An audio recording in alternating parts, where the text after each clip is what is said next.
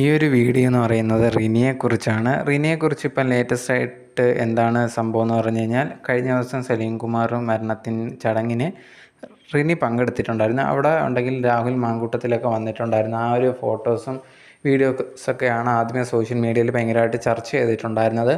അതിന് ശേഷം ഭയങ്കരമായിട്ട് ചർച്ച ചെയ്ത ഒരു കാര്യം എന്ന് പറഞ്ഞാൽ, റിനി ഉണ്ടെങ്കിൽ ആ ഒരു വീട്ടിൽ വന്നതിന് ശേഷം ഭയങ്കരമായിട്ട് ചിരിച്ച് കളിച്ചൊക്കെ അവിടെ അങ്ങോട്ടും ഇങ്ങോട്ടും ഒക്കെ നടക്കുന്ന കണക്കുള്ള വീഡിയോസൊക്കെ പുറത്ത് വന്നിട്ടുണ്ടായിരുന്നു.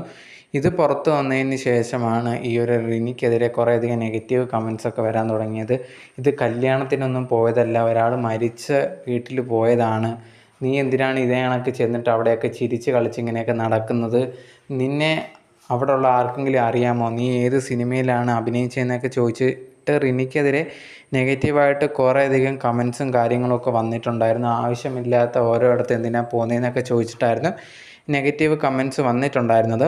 എന്തായാലും ആ ഒരു വീഡിയോ കാണുന്ന സമയത്ത് റിനി ചിരിക്കുന്നത് കാണുമ്പം കുറേയധികം പേർക്ക് എന്തിനാണ് ഇങ്ങനെ ചിരിക്കുന്നതെന്ന് തോന്നാം. പക്ഷേ മറ്റു ചിലർ ഭയങ്കരമായിട്ടുള്ള രീതിയിൽ നെഗറ്റീവ് കമൻസൊക്കെ പറയുന്നത് കണ്ടിട്ടുണ്ടായിരുന്നു. അത് അത്രയ്ക്ക് വേണമോ എന്നുള്ളതാണ് എനിക്കും തോന്നിയിട്ടുണ്ടായിരുന്നത്. അതിൻ്റെ ആവശ്യമില്ല എന്നും തോന്നിയിട്ടുണ്ടായിരുന്നു.